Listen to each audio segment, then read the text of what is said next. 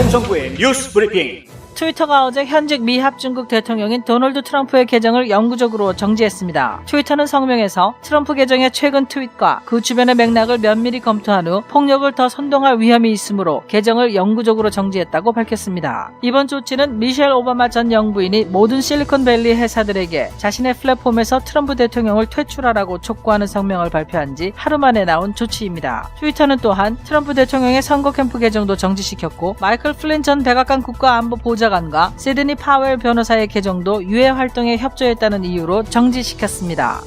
트위터의 계정 정지 조치에 대해 트럼프 대통령은 트위터의 미국 대통령 공식 계정을 통해 우리는 침묵당하지 않을 것이다 라며 민주당과 급진 좌파 세력에 동조한 트위터가 언론의 자유를 금지했다고 비난했습니다. 트럼프 대통령은 트위터가 사기업일지는 모르겠지만 230조라는 정부의 선물이 없이는 오래 존재하지 못할 것이라며 이런 일이 발생할 것이라고 예언했었다고 말했습니다. 트럼프 대통령은 새로운 플랫폼을 만들지에 대한 가능성도 검토하고 있다고 밝히고 조만간 중대 발표가 있을 것이라며 다른 사이트와 협상 중이라고 했는데 이후 트럼프 대통령이 팔러에 계정을 만들었다는 소식이 전해졌습니다.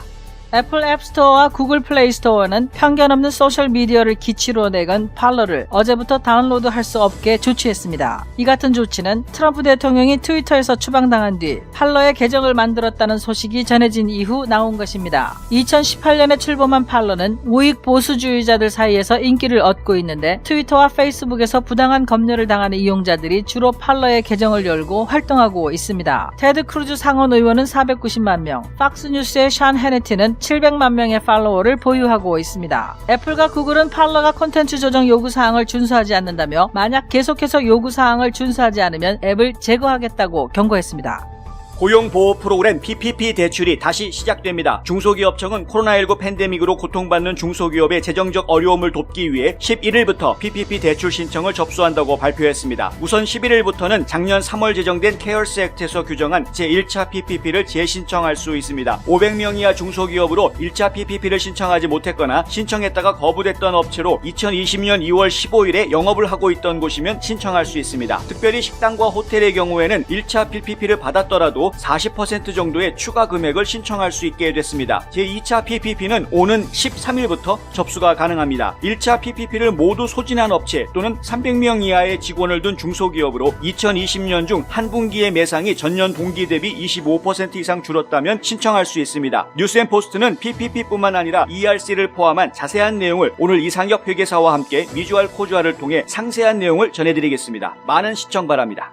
조선중앙통신은 지난 5일부터 7일까지 진행된 노동당 8차 대회 사업총화 보고 내용에 대해 새로운 조미관계 수립의 열쇠는 미국이 대조선 적대 시 정책을 철회하는 데 있다며 앞으로도 강대강, 선대선의 원칙에서 미국을 상대할 것이라고 오늘 보도했습니다. 김 위원장은 보고에서 미국에서 누가 집권하든 미국이라는 실체와 대조선 정책의 본심은 절대로 변하지 않는다며 대외 정치 활동을 우리 혁명 발전의 기본 장애물 최대의 주적인 미국을 제압하고 굴복시키는 데 초점을 맞추고 진행시켜 나가야 한다고 말했습니다. 연합뉴스는 이번 보도가 오는 20일 취임할 예정인 바이든 당선인에게 적대 정책 철회가 우선이라는 메시지를 명확히 한 것이라고 전했습니다. 그러면서 이번 8차 당대회 보고에서 비핵화에 대한 언급이 없었고 오히려 핵 능력을 강화하겠다는 입장을 밝혀 비핵화 협상에서 핵군축 회담으로 전환하려는 관측이 나온다고 보도했습니다.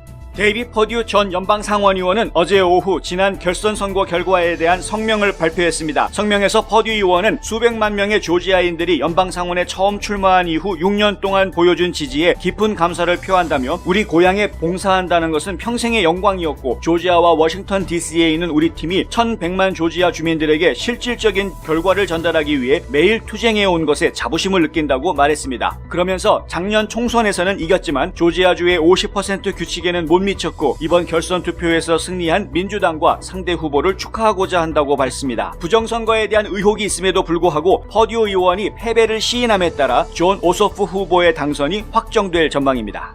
지난 6일 의사당 난입 사태 때 낸시 펠로시 하원 의장을 포함해 총 3명의 의원들이 전자기기를 분실했다고 밝혀 FBI가 조사에 착수했습니다. 펠로시 의장은 회의실 프레젠테이션용으로 사용하던 노트북 한 대를 도난당했다고 밝혔고 민주당의 제프 머클리 상원 의원과 제임스 클라이번 하원 의원이 각각 노트북과 아이패드를 분실했다고 밝혔습니다. 블룸버그 통신은 이번 사태를 보안 위협 요소가 될 수 있다고 지적했습니다. 통신은 소셜미디어 분석업체의 경영자를 인용해 사진과 영상들을 보면 컴퓨터는 시위대가 의원실에 들어가 기기들을 조작했음이 분명하며 최소 한 대의 컴퓨터는 보안이 풀린 상태였다고 보도했습니다. 현대자동차 북미법인은 화재를 일으킬 수 있는 컴퓨터의 전기적 단락 우려로 47만 1000여 대의 투싼 SUV에 대해 리콜한다고 어제 발표했습니다. 현대차는 잠금장치 브레이크의 회로 기판 결함으로 인한 오작동 때문에 엔진이 꺼져 있어도 화재를 일으킬 수 있는 우려가 있다며 차량 소유주들에게 수리가 완료될 때까지 차량을 5궤에 주차하라고 경고했습니다. 이번 리콜은 2016년부터 2018년까지의 특정 모델과 2020년부터 2021년까지의 투싼 SUV를 대상으로 합니다. 단 현대차의 스마트 크루즈 컨트롤 기능을 갖춘 투싼은 리콜 대상이 아닙니다. 현대차는 이번 리콜이 화재에 대한 지속적인 조사의 일환으로 실시되는 것이며 지금까지 해당 건으로 12번의 화재가 신고됐지만 리콜 대상 차량과 관련된 부상은 없었다고 밝혔습니다. 해당 차량 소유자는 2월 말부터 딜러를 통해 무상교체 수리를 받게 됩니다.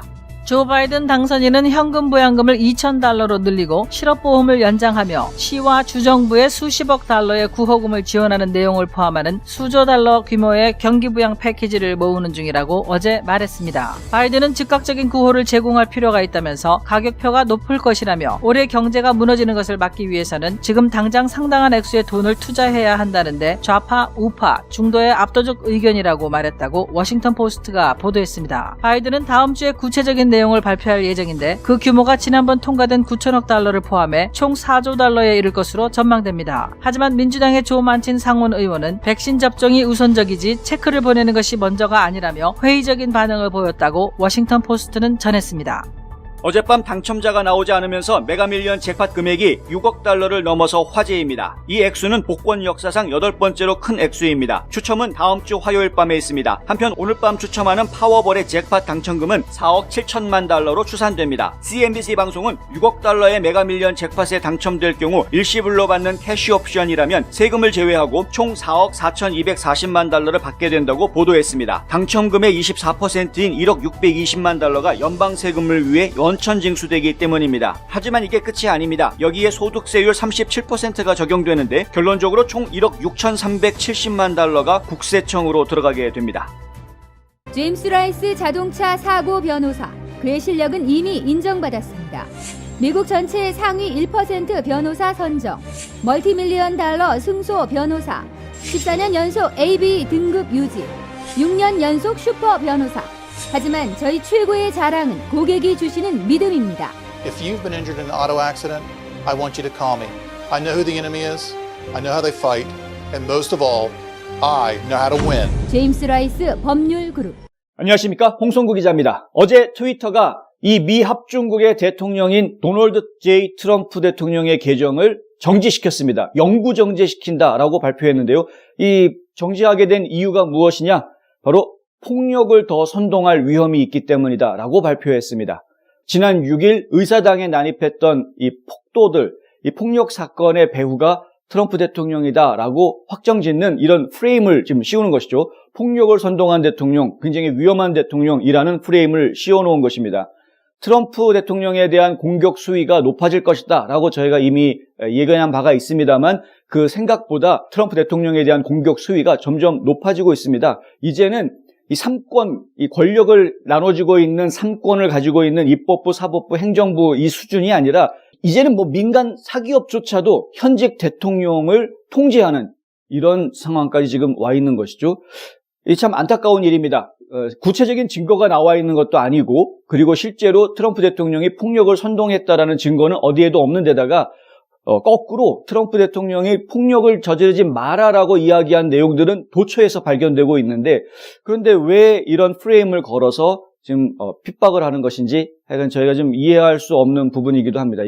이런 것을 저희가 과연 미국의 민주주의가 살아있다라고 얘기해야 되는 것인지 정작 미국의 민주주의가 정말 살아있다면 수정헌법 제1조가 이야기하는 표현의 자유, 언론의 자유 이거 어떻게 할 거냐 하는 문제로 나올 수 있는 것이죠. 사실 지금 이 빅테크 회사들, 특히 소셜미디어 플랫폼을 운영하고 있는 회사들은 통신품위법 230조라는 아주 특별한 법을 통해서 본인들의 권리를 지금 보호받고 있는 이런 상황 아닙니까? 본인들이 지금 저지르고 있는 통제권, 이 편집권 이런 것들에 대한 권리를 지금 악용하더라도 사람들로부터 소송을 받지 않도록 지금 법적으로 보호를 받고 있는 이런 상황이기 때문에 뭔가 좀 부조리하고 비합리적인 이런 일들이 지금 2021년 새 벽두에 이 미국에서 벌어지고 있다. 상당히 좀 슬픈 현실이다라는 말씀을 먼저 드려야 할 것 같습니다. 트럼프 대통령에 대한 공격 수위는 의회에서도 지금 높아지고 있죠. 탄핵을 추진한다는 이야기가 나왔습니다. 하원에서는 다음 주 월요일, 그러니까 11일에 탄핵안을 표결에 붙이겠다라는 이야기가 나와 있습니다. 실제로 표결이 이루어질지는 지켜봐야 하겠습니다만은 낸시 펠로시 하원 의장이 강한 의지를 보이고 있기 때문에 표결이 이루어질 가능성도 상당히 높다라고 점쳐집니다. 하원을 통과해서 상원을 가게 될 경우에 상원에서 과연 탄핵 심판을 가결할 것이냐 하는 부분에 대해서는 지금 의견이 분분한 상황입니다. 상원 내부에서는 전반적으로 가능하지 않을 것이다라고 전망하는 분들이 지금 우세를 차지하고 있기는 합니다. 왜냐하면 이것이 가결되기 위해서는 공화당 의원들 상당수가 동조를 해주어야 하는데 과연 공화당 의원들이 이제 임기가 12일밖에 남지 않은 대통령을 마지막에 불명예 제대시키듯 탄핵시키려고 할지 거기에 동참을 하게 될지 그것은 결국은 공화당에도 굉장한 누가 되는 그런 일인데 과연 이것을 할지에 대해서는 좀 회의적인 그런 이야기들이 있을 수 있습니다. 그런데 미치 매코넬 공화당 상원 원내 총무가 하는 이야기가 19일경이나 돼야 가능할 것이다 라는 이야기를 해놓습니다. 이건 무슨 얘기냐면은 탄핵을 하는데 반대한다라기보다는 탄핵하는데 찬성한다고 하더라도 절차상 시기적으로 19일이나 되어야, 그러니까 20일 날이 대통령 취임식이 있는 날이죠. 새로운 대통령이 취임하기 바로 전날이나 되어야 현직 대통령에 대한 탄핵 가결이 가능할 것이다 라고 이야기를 한 것입니다. 어찌 보면 공화당 내에서도 트럼프 대통령의 탄핵에 동조하겠다라는 상원 의원들이 있을 수 있다라는 이야기인데요. 실제로 엘래스카에 있는 상원 의원 한 명이 공화당 쪽 상원 의원인데 가장 먼저 손을 들고 나왔습니다. 탄핵안이 올라오면 자기는 찬성표를 던지겠다라고 이제 이야기를 했는데 정말 갑갑한 상황이 될 수밖에 없는 것이죠. 어쨌든 지금 트럼프 대통령은 트위터에서 쫓겨난 상황이고 페이스북과 인스타그램도 진작에 영구적으로 블랙리스트에 올려놓겠다라고 이야기한 상황입니다. 그래서 트위터에서 나온 트럼프 대통령이 트위터의 조치에 대해서 항변을 해야 되는데 트위터에 보면은 도널드 트럼프 계정 말고 미국 대통령 계정이라고 해서 포투스, POTUS라는 계정이 있습니다. 이 계정을 통해서 이거는 대통령이 사용할 수 있는 계정이죠. 이 계정을 통해서 트위터가 취한 조치에 반대하는 정말 잘못한 조치다라고 항변하는 그런 성명을 올립니다. 이 성명 내용에 보면 트위터에 대항할 수 있는 새로운 이 플랫폼을 만드는 것도 한번 검토해 보겠다라는 이야기도 하고요. 여러 회사들과 지금 논의가 진행되고 있다. 이런 이야기들도 합니다. 그리고 실제로 이 팔러라는 플랫폼에 트럼프 대통령이 계정을 만들었다라는 소식이 그 뒤에 또 나오게 되죠. 트럼프 대통령이 했던 성명서에서 제가 가장 눈에 띄게 보이는 부분이 우리는 침묵당하지 않을 것이다 라는 이야기입니다.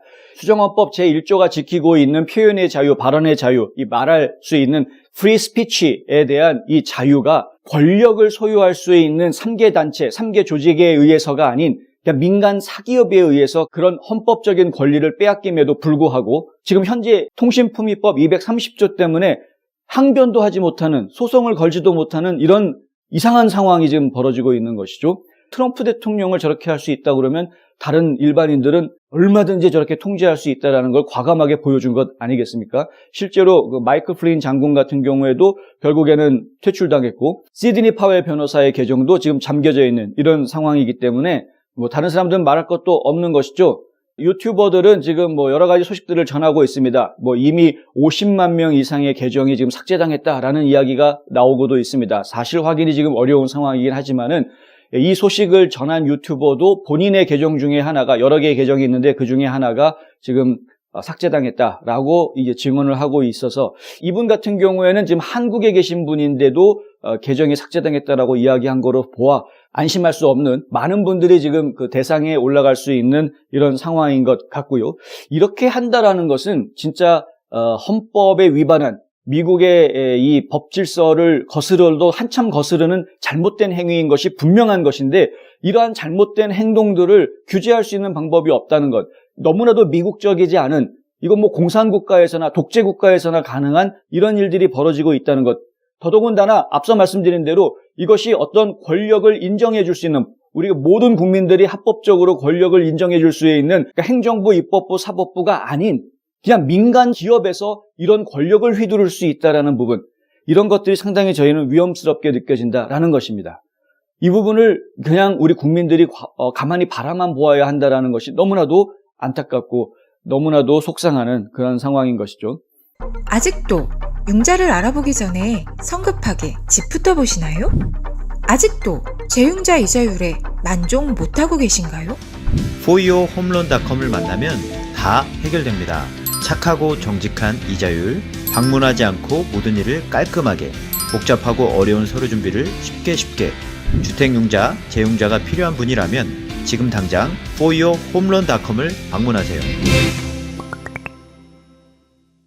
트럼프 대통령이 이제 팔러라는 플랫폼으로 옮겨갔다라는 소문이 순식간에 퍼졌습니다. 그러고 났더니 어제 바로 이 소문이 퍼지자마자 바로 애플에서 팔러 앱을 없애겠다, 앱스토어에서 이제 삭제하겠다 이렇게 얘기가 나왔고요. 그리고 나서 곧바로 또 구글에서도 플레이스토어에서 팔러 앱을 정지시키는, 다운로드를 받을 수 없게 이제 정지시키는 이런 일들이 좀 벌어졌습니다. 이렇게 되면은 더 이상 많은 사람들이 팔러를 이용하지 못하게 되는 그런 상황이 될 수도 있는데요. 팔러를 셀폰을 이용해서 앱으로 활용하지는 못하실지 몰라도 웹사이트를 통해서 인터넷으로 접속해 들어가실 수는 있습니다. 웹사이트 서비스를 한동안은 좀 받으셔야 할 것 같습니다. 만약에 새로 가입하려고 하신다면 그래야 될 것 같은데, 과연 트럼프 대통령이 실제로 새로운 플랫폼을 만들지, 이것도 저희가 좀 지켜봐야 할 문제입니다. 그리고 만약에 그렇게 새로운 플랫폼을 만든다고 하면 그것이 어떤 영향을 또 주게 될지도 저희가 또 지켜봐야 할 문제가 될 것 같습니다. 이런 이야기들은 저희가 좀 신중하게 얘기를 해야 될 부분이기는 합니다만은, 일단 미국이라는 나라가 가지고 있는 헌법 정신에 가장 위반하고 있는 모습들을 지금 보고 있는 것인데, 과연 이런 조치를 취한 근거가 됐던, 발단이 됐던 의사당 난입 사건이라는 것이 사실이 규명이 되지도 않은 상태에서, 그러니까 지금 관계당국이라든가 조사당국에서 FBI나 연방 수사관들이 이 사태가 어떻게 이루어진 것이고 누가 문제가 됐던 것이고 그 사람들이 왜 이렇게 하게 됐고 구체적으로 누가 지시한 정황이 있는 것이었는지, 이런 구체적인 수사 결과가 발표가 되기도 전에 이렇게 미리 선조치했다라는 것이 저는 아무래도 좀 너무 성급했다라는 지적을 안 할 수 없다는 것이죠. 그리고 그 성급한 조치에 대한 책임은 나중에 본인들이 지금 져야 되지 않겠느냐라는 것입니다. 본인들이 결국에는 그 책임을 나중에 질 수밖에 없을 것이다 라고 이야기하는 것입니다. 이것은 협박도 아니고 아무것도 아닙니다. 그냥 저희가 판단하기에 그럴 수밖에 없을 것이다 라고 전망하는 것입니다. 혹시 팔러로 아예 이번 기회에 트위터 끊고 팔러로 옮기겠다라고 생각하시는 분이 계시다면 팔러에서도 뉴스앤포스트 뉴스브리핑을 보실 수 있습니다. 뉴스브리핑 검색하시면 저희 뉴스브리핑 팔러를 통해서도 계속 공유하도록 하겠습니다. 화장품 백화점 미씨 화장품 인터넷 주문도 가능합니다. 고객의 꿈을 실현하는 은행 메트로시티은행. 감기 환자를 위한 출입구 따로 있습니다. 김시현 내과. 네, 속상하고 답답한 소식들만 있는 것은 아니고요. 좋은 소식도 좀 있습니다. 중소기업청 SBA에서 다음 주 월요일부터 PPP 대출 신청을 받는다라는 소식이 지금 전해졌습니다. 다음 주 월요일부터 시작되는 거는 1차 PPP. 무슨 얘기냐면요. 작년 3월 달에 케어스 액트를 통과시켰었죠. 그 케어스 액트에서 지정했던 PPP, 이거를 이야기하는 겁니다. 그 PPP를 다시 신청할 수 있게 해줬습니다. 작년에 PPP를 신청했다가 못 받으신 분들, 혹은 작년에 신청을 했는데 조금 부족하게 받았다라고 생각되시는 분들, 1차 PPP를 다시 신청하실 수가 있습니다. 500명 이하의 직원을 둔 중소기업이면 신청하실 수가 있고요. 그리고 2020년 2월 15일을 기준으로, 그날 기준으로 회사가 영업 중이었던, 업소가 영업 중이었던 상태인 것을 증명하실 수 있어야 합니다. 그러면은 신청하실 수 있고요. 이미 PPP 1차 PPP를 신청을 해서 받으셨던 분들이라고 하더라도 그 액수가 좀 부족했다, 신청한 것에 대해서 좀 적게 나왔다라는 분들은 다시 신청하실 수가 있고요. 이거는 1월 11일부터 신청하실 수 있는 것인데요. 신청은 은행으로 하시는 것이고요. 그런데 아무 은행에서나 신청 접수를 11일부터 받는 게 아닙니다. 대형 은행은 안 됩니다. 예를 들어서 뭐 뱅크 오브 아메리카라든가 웰스파고라든가 이런 대형 은행들은 11일부터 PPP 접수가 되지가 않습니다. 지방 내에 있는 조그마한 커뮤니티 은행들부터 이 PPP 접수를 받겠다라고 지금 지침이 나와 있습니다. 결국에는 한인사회 같은 경우에는 한인은행들은 대부분이 다 커뮤니티 은행이기 때문에 한인은행들 찾아가셔서 PPP 대출을 좀 논의하시면 그러면 되겠고요. 그리고 제가 한 가지 좀 말씀드려야 되는 거는 ERC라는 것이 있는데, 이 PPP 말고도 ERC라는 것이 있습니다. 직원들 월급을 만약에 어려운 상황에서도 업주가 계속 직원들 월급을 주어왔다면, 그러면은 매상이 제대로 오르지 않은 상황에서도, 매상이 오히려 줄어든 상황에서도 직원들 월급을 제때 주어왔다라는 것이 증명이 되어주면 업주가 세금 신고를 하실 때 그때 직원들한테 준 월급에 대해서 세금 공제, 텍스 리턴을 받을 수 있는 IRS에서 주는 이제 혜택인 것이죠. 이것을 상담하시려면 회계사들을 만나서 상담을 하셔야 됩니다. 그런데 과거에는 케어스 액트에서는 이 PPP와 ERC를 동시에 신청할 수가 없었습니다. PPP에서 받은 돈으로 월급을 주고 또 ERC에서 또 세금 공제 받고 이게 동시에 되지가 않았었는데, 그런데 지금 새로 나온 규정에 따르면 PPP와 ERC를 적절하게 섞어서 진행할 수 있는 이런 길이 열려 있는 상태입니다. 그래서 이런 부분들을 상담을 받으셔야 하는 부분들이 있기 때문에 은행에 가시기 전에 PPP 대출 신청을 하러 은행에 가시기 전에 먼저 회계사를 만나셔서 PPP 대출과 ERC를 어떻게 조화를 이루어서 적용해서 사용할 것인지에 대한 상담을 먼저 받아보시고 그리고 나서 PPP 대출 신청을 하시는 것이 지혜로운 길이다. 이거는 뭐 제가 개인적으로 알고 말씀드리는 것이 아니고요. 이상엽 회계사, 이게 전문 회계사의 조언을 받아서 지금 말씀을 드리는 겁니다. 저희 뉴스앤포스트에서 어제 이상엽 회계사와 이 부분에 대한 녹화를 했습니다. 미주알 코주알을 녹화를 했는데요. 이 내용을 저희가 오늘 밤, 늦어도 내일 아침에는 보실 수 있도록 유튜브에 올려놓도록 하겠습니다. 그래서 지금 PPP 신청하는 방법, 자격이 어떤 것이고 어떤 혜택을 받을 수가 있는지, 그리고 ERC는 어떤 내용이고 또 어떤 혜택을 받을 수가 있는지, 그리고 1차 PPP와 2차 PPP는 또 어떤 관계가 있는 것인지, ERC도 마찬가지로 1차 ERC와 2차 ERC로 나누어서 이야기할 수 있는 부분이 있습니다. 그래서 그런 부분들이 어떤 차이가 있는지, 혜택을 다 받으실 수 있는 분들도 있습니다. 그러니까 1차 PPP, 1차 ERC, 2차 PPP, 2차 ERC까지 4가지 혜택을 다 받으실 수 있는, 그러니까 중소기업청의 혜택도 받고 국세청의 혜택도 받는 이런 양쪽의 혜택을 모두 다 받으실 수도 있는 이런 상황도 있습니다. 그 규모가 상당합니다. 그러니까 상당히 많은 혜택을 지금 업소들에게 줄 수가 있게 되어 있고요. 지금 새로 나온 규정에 따르면 어떤 대형 업체들이 예전에는 굉장히 많은 비용을 가져갈 수 있는 이런 상황이었는데 지금은 이제 그런 부분들이 많이 제약이 좀 생겼습니다. 그래서 예를 들면은 과거에는 500명을 거느린 업체가 한 곳만 있는 것이 아니라 여러 곳에 지부가 있어서 각각의 지부가 다 500명씩을 거느리고 있다고 하더라도 여기에서 500명, 저기서 500명이니까 여기서 또 100만 불 신청하고 저기서 100만 불 신청하고 또 다른 지부에서 또 100만 불 신청하고 이런 식으로 물어발처럼 각 지사별로 따로따로 신청해서 지원금을 받을 수 있는 이런 상황이 있었는데 이번에는 그런 것들이 좀 제약이 생긴다고 합니다. 그래서 진짜 소기업자들, 소규모의 업체들을 운영하는 분들한테 우선권이 주어질 수 있도록 그렇게 규정이 좀 만들어져 있다고 하니까요. 그러니까 너무 걱정하지 마시고 이 돈이 빨리 소진될 것이다 이런 걱정도 하실 것도 없을 것 같고 좀 여유 있게 차근차근 잘 준비하셔서 은행에 대출 신청하러 가시면 될 것 같고 그리고 이번에 혜택이 워낙 많다고 하니까요.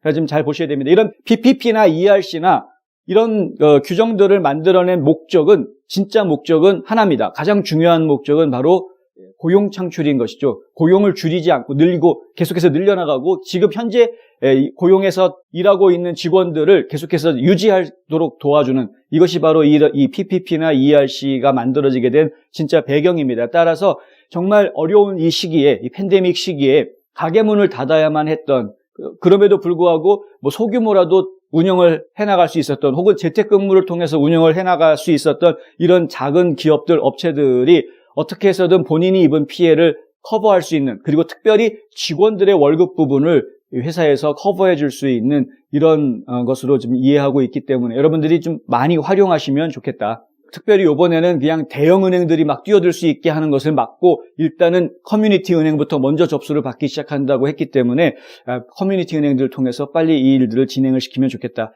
한인은행 가시면 됩니다. 지역에 있는 한인은행 가셔서 상담하시면 되는 거니까요. 그리고 그 전에 먼저 회계사들 만나서 어떻게 하면 좋을지 상담하시는 것 잊지 마시고 한번 지금이라도 상담 예약하시고 움직이시기 바랍니다. 경험과 실적이 증명하는 김효지 부동산 전문인. 학자금과 대학 입시 상담은 AGM 인스티튜트. 불타는 곱창이 해서 정말 맛있는 불타는 해물찜. 어제 오후 한 2시가 좀 넘어서요. 데이비 퍼듀 연방상원의원이 성명서를 냈습니다. 지난 결선 투표에서 본인이 진 것을 인정하겠다라는 내용입니다. 따지고 보면 그렇습니다. 앞서서 11월 3일에 투표가 있었을 때는 1등을 했지만 50%를 넘어서지 못했기 때문에 결선 투표를 했어야 했고 그리고 본인은 이번에 민주당과 상대방 후보에 축하를 하고자 한다라는 이야기를 했습니다. 결론적으로 이야기하면은 본인이 졌다라는 것을 인정을 한 셈이고 상대방 후보인 존 오소프 후보의 당선을 축하한다라고 이야기한 것이나 마찬가지인 것이고요. 결국에는 이제 존 오소프 후보가 약관 33살의 나이로 미국 역사상 최연소 연방 상원의원에 당선이 되는 이런 결과가 나오게 됐습니다. 아직 그 켈리 레플러 의원 측에서는 승복 선언을 했다라는 소식이 전해지지는 않고 있습니다. 어떻게 일이 진행될지는 좀 더 지켜봐야겠습니다. 사실은 퍼듀 의원 같은 경우에는 0.8% 차이였기 때문에 재검표 요청을 할 수 있는 그런 상황이었고, 그리고 대통령 선거 때 나타났던 그런 똑같은 부정선거 의혹이 제기될 수 있는 그런 문제들이 이번에 상원 결선 투표에서도 나왔었기 때문에 얼마든지 문제 제기를 할 수 있는 입장이었는데, 그런데 문제 제기를 하지 않았기 때문에, 그리고 패배를 인정했기 때문에 결국에는 이것이 켈리 레플러 의원한테도 영향을 주지 않을까라고 생각이 됩니다. 어쨌든 이 조지아주에서 공화당이 패하고 민주당이 이겨서 결국에는 연방 상원이 민주당이 머저리티가 되는 50대 50의 상황이긴 합니다만은 카멀라 해리스 부통령이 당선이 됐기 때문에 민주당이 연방 상원에서도 머저리티가 되는 이런 상황이 됐다라는 점을 알려드립니다. 한 곳에서 시작되는 안정된 미래, 선우앤 선우 종합보험. 고객과 직원을 지켜주는 스니즈가드. 지금 주문하세요. 베너앤프린트. 김정은 북한 국무위원장이 또 한마디 했습니다. 지금 북한이 그동안에 굉장히 조용히 하고 있었죠. 트럼프 대통령이 계속해서 승복하지 않고 끝까지 부정선거에 대한 의혹을 제시하면서 그것을 또 키우면서 조 바이든 후보의 당선 이야기가 선거인단 투표의 개표까지 계속 지연이 되었었기 때문에 아무 얘기도 하지 않고 있었는데, 이 조 바이든 후보가 이제 대통령으로 당선이 됐다 이렇게 되자 이제 한마디 한 것이죠. 그런데 이 김정은 위원장이 한 이야기는 아주 분명합니다. 미국은 최대의 적이다, 최대의 적국이다 이렇게 이야기를 했고요. 그리고 이 핵 능력을 좀 더 강화한다라는 이야기도 했습니다. 그리고 비핵화라는 이야기가 아예 거론되지 않았다라는 보도가 또 나왔습니다. 이 노동당 8차 대회 이야기인데요. 노동당 대회를 할 때 이 비핵화 이야기가 과거에는 있었습니다. 무슨 얘기냐면요, 비핵화는 선대의 유지다라는 이야기가 있었던 것이죠. 김일성 주석 때부터 이미 이 조선반도의 비핵화, 한반도의 비핵화라는 것이 하나의 유지가 되어 있다라는 이야기를 계속 해왔습니다.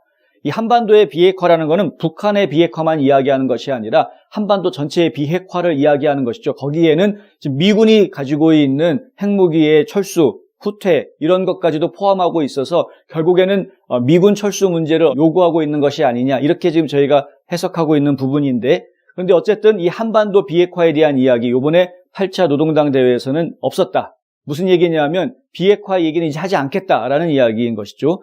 전문가들은 어떻게 해석하냐 하면은요, 비핵화 얘기를 하는 것이 아니라 핵 군축 협상으로 가려고 하는 것이다 라고 해석하고 있습니다. 이 얘기는 사실 나온 지 좀 오래됐습니다. 하루 이틀 된 이야기는 아닙니다. 이제 미국의 정권이 바뀌게 된다면, 바이든 행정부로 바뀌게 된다고 한다면, 그럼 바이든 행정부에 대해서는 비핵화 협상을 하는 것이 아니라 핵 구축 협상을 하려고 하는 것이다. 이런 이제 해석이 나오고 있는 것이고요. 사실은 그것은 한국에 있는 문재인 정부가 추진하려고 하는 그런 방향과도 어느 정도 부합하는 것이다라고 보여집니다. 무슨 얘기냐면 일괄 타결로 이야기했던 트럼프 행정부의 핵 협상은 아무래도 북한 정권이 절대 받아들이지 않고 용납할 수 없는 내용이기 때문에 결론적으로 그것 때문에 이 일이 계속 진행이 되어 오지 않고 있었던 것이죠. 북한에서는 계속해서 상호호의 원칙에 따라서 한 발짝 움직여주면 또 한 발짝 움직여주는 식으로 핵기를 하기를 바랬던 것이죠. 일정 지역의 핵시설을 폐기를 하면 그러면 북한에 대한 규제를 완화해주는 이런 뭔가 서로 간에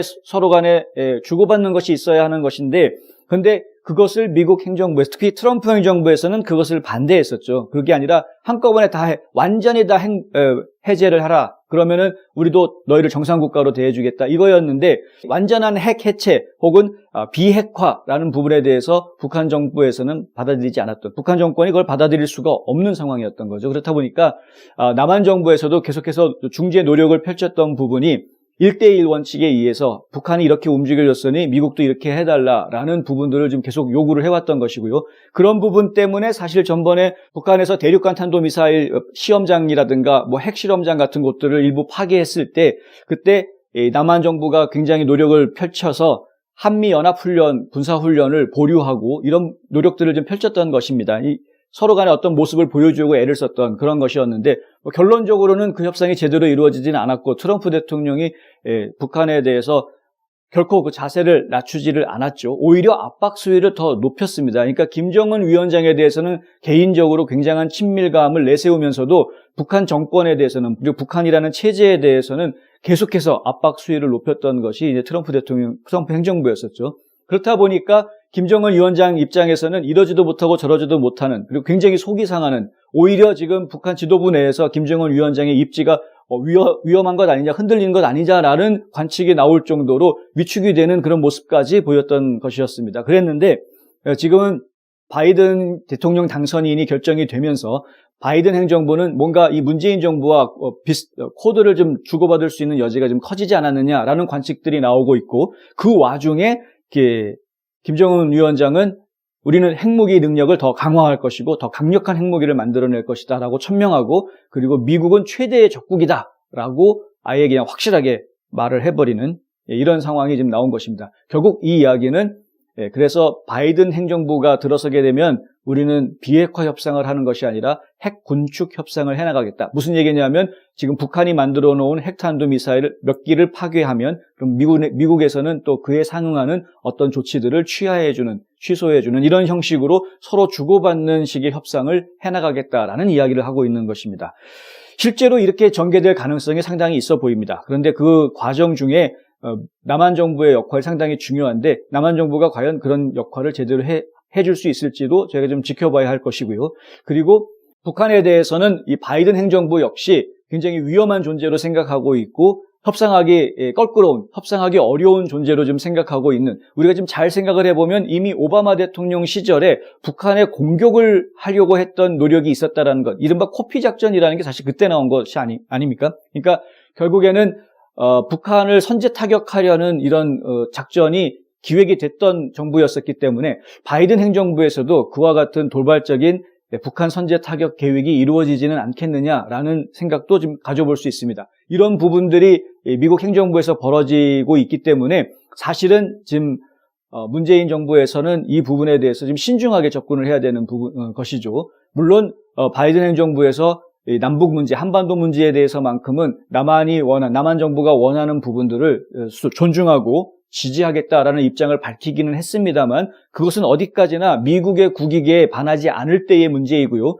지금 현재는 북한이 미국의 직접적인 위협이 될 수 있는 존재가 돼버렸기 때문에 과거와는 좀 다르죠. 지금 15,000km에 달하는 미사일 기능을 가지고 있는 대륙간 탄도미사일을 쏠 수 있는 그런 상황이고 다탄도미사일을 보낼 수 있는 이런 상황까지 지금 개발이 돼 있는 상태로 파악하고 있기 때문에 이렇게 되면은 미국 입장에서는 북한을 직접 상대해야 되는 상황이 될 수도 있다라는 것입니다. 미국이 북한을 군사적으로 직접 상대해야 되는 상황이 된다고 한다면 미국은 얼마든지 선제 공격을 할 수도 있는 입장일 수도 있는 것이죠. 우리가 이미 솔레이마니 장군을 암살하는 이런 타격하는 이런 것들, 빈 라덴 타격하는 이런 것들을 저희가 보았기 때문에 결국 미국 입장에서는 북한에 대한 전면전을 벌이는 것이 아니라 특정 인물을 제거하는 일종의 특수작전들을 벌일 가능성도 배제할 수는 없다. 이런 상황을 저희가 좀 잘 지켜봐야 할 것이다 라는 이야기입니다. 그러니까 북한이 이번에 큰 소리를 쳤는데 과연 그 큰 소리를 이 바이든 행정부가 어떻게 받아들일지는 지켜봐야겠다. 트럼프 행정부 같았으면은 북한에서 큰 소리 치지도 못했겠지만 하여튼 이번에 바이든 행정부에서는 어떻게 이 북한의 큰 소리를 되받아치는지 지켜봐야 하겠습니다. 요즘 같은 비대면 시대에 광고도 인터넷이라는 것 아시죠? 그런데 어떻게 해야 될지 모르시겠다고요? 가장 효과적인 인터넷 광고는 좋은 컨텐츠에 붙어 있는 것입니다. 뉴스앤포스트는 좋은 컨텐츠를 만듭니다. 비즈니스가 어려우세요? 뉴스앤포스트에 광고하세요. 좋은 상품이 있는데 알리고 싶으시다고요? 뉴스앤포스트에 광고하세요. 널리 알리고 싶다고요? 뉴스앤포스트에 광고하세요. 뉴스앤포스트는 페이스북, 유튜브, 카카오톡, 트위터 등 다양한 플랫폼으로 컨텐츠를 전달하고 홍보 효과를 극대화해드립니다. 뉴스브리핑을 시청해주시는 시청자 여러분 정말 감사합니다. 제가 갑자기 이런 말씀을 드리는 거 놀라셨을 텐데요. 페이스북과 유튜브, 그리고 또 팔러에서도 저희가 정보 제공을 하고 있고, 어제부터는 저희가 럼블에도 가입을 해서 럼블을 통해서도 동영상을 제공해드리고 있습니다만은, 이 문제점들이 좀 여기저기서 보이고 있습니다. 특히 이제 페이스북 같은 경우에는 저희가 그룹에 더 이상 공유할 수 없는 조치가 내려져서 저희가 지금 그룹에다가 저희 뉴스 브리핑을 공유하지 못하는 이런 상황이 있고요. 유튜브 같은 경우에도 예전과 달리 노출이 좀 많이 제약되어져 있는 그런 현상들을 저희가 좀 보고 있습니다. 좀 안타깝기는 합니다만은 저희 같은 피라미 언론들도 통제하려고 하는 모습들을 보면은 이게 정말 지금 반 트럼프 이 대열에 있는 분들이 얼마나 지금 똘똘 뭉쳐가지고 최선을 다해서 지금 트럼프를 공격하려고 하는 건지 다시 한번 좀 느끼게 되고요. 이런 것들이 저희는 언론의 자유, 발언의 자유, 표현의 자유를 심각하게 훼손하고 있다라는 점에서 정말 우려하지 않을 수가 없다. 이런 말씀 드릴 수밖에 없습니다. 이런 상황이 되면 될수록 저희 같은 작은 언론사들은 사실 후원해 주시는 분들의 도움이 필요한 상황이 될 수밖에 없습니다. 어제 마침 또 이 케빈 NJ 컴퍼니에서 오셔서 후원해 주시고 맛있는 빵도 선물해 주셔서 너무나 감사합니다. 저희가 이 시간 빌어서 감사의 말씀 한번 다시 드리고요. 그리고 또 나라사랑 어머니의 김대래사 회장님 저희 후원해 주셔서 정말 감사드립니다. 저희가 좀 더 열심히 노력하고 어떤 역경이 있더라도 끝까지 진실을 전해드리는 이 자세를 계속해서 지켜나가도록 하겠습니다. 많은 분들의 성원, 지속적인 관심 부탁드리겠습니다. 홍성구의 뉴스 브리핑 오늘 여기까지 하겠습니다. 저는 다음 주에 다시 찾아뵙겠습니다. 시청해 주셔서 감사합니다.